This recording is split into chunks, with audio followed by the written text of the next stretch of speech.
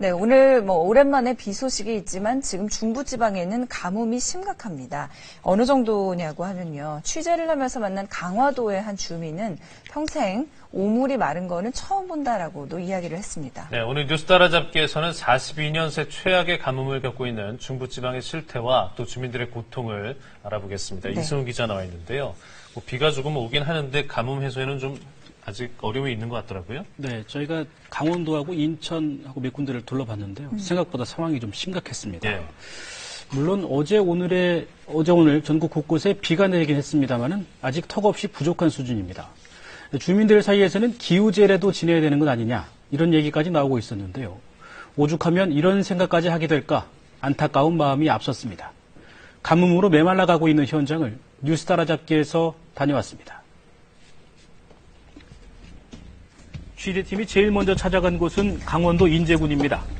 메말라 비틀어진 땅이 끝도 없이 펼쳐져 있습니다. 30여 년 가까이 조업을 하고 있는데 이렇게 심하긴 처음이에요. 이거 재난이라고 봐야 돼요. 30년 동안 이런 가뭄은 처음 겪는다는 어부의 말. 가까이 다가가 보니 땅바닥은 거북등처럼 심하게 갈라져 있고 마른 바닥 위에는 조개 껍데기들이 널브러져 있습니다. 그리고 한쪽 바닥엔 고기를 잡는 그물이 여기저기에 흩어져 있습니다. 조개 껍데기에 고기 그물. 대체 이곳은 어딜까?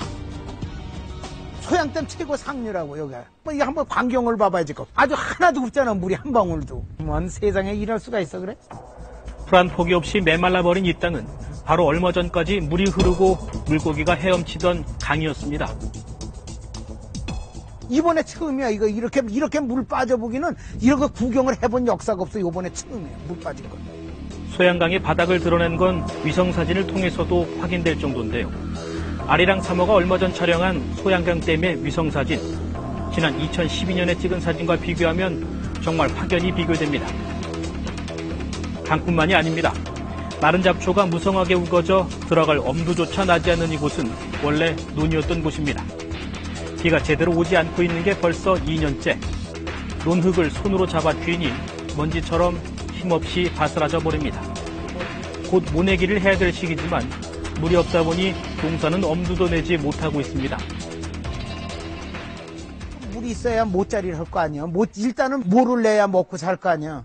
잡초만 이렇게 그냥 사람 못 들어가게 우거졌으니 나도 농사꾼이지만은 참 진짜 피눈물 나죠. 이 심정을 말할 수가 없지. 논이 말라버린 건 논에 물을 대주던 계곡물이 모두 말라버렸기 때문입니다. 얼마나 계곡에 물이 많은지 여기가 지금 다 파여나갈 정도로다가 이게 흔적이 있잖아. 이게 여기를 한번 보자고요. 물이 한 방울도 없고 아주 먼지가 나잖아. 농사보다 사실 더 급한 건 당장 먹을 물입니다. 주민들이 쓸 계곡물을 보관하던 물탱크로 올라가 봤습니다. 예상대로 물탱크는 이미 바닥을 드러낸 상황. 지금 이게 상수도라고 요 물 가지고 먹는 건데 요 물 내려놓은 가지고 약 1000명이 먹고 있다고. 식수원을 잃은 주민들은 급한 대로 옛날에 쓰던 우물을 다시 복원해 간신히 생활하고 있었습니다. 이제 물이 안 나올 때는 이제 이렇게 담아 쓰고 또 여기도 이제 보다시피 이렇게 물을 비상시에 쓰려고 담아놓고. 먹는 물도 모자랄 판에 씻는 건 사치에 가까운 상황. 세수는 그저 수건 하나 적셔서 닦는 게 전부입니다. 세수하듯이 그냥 이렇게 닦는 거예요. 이렇게 먼지만 이런 식으로 닦아서 그냥 자는 거예요. 발도 그냥 냄새만 없게 이렇게 하고 자죠. 거동이 불편한 환자가 있는 집은 물 없는 고통이 2배였는데요. 힘든 게 많죠. 환자분들은 자주 씻겨야 되고 그러는데 씻기지를 못하고 이러니까 제일 그게 엄마한테도 죄송스럽고 하느님 원망스럽죠. 비가 좀 넉넉하게 와가지고 물 걱정 안 하고 사는 날이 올랜지. 문제는 가뭄이 이 지역만의 문제가 아니라는 겁니다. 인제에서는 서쪽으로 200km 정도 떨어진 인천 강화도. 이곳도 상황이 별반 다르지 않았습니다. 저수지 용수량은 한 85%로 지금 보고 있거든요. 그런데 지금 한 54%밖에 안 돼가지고.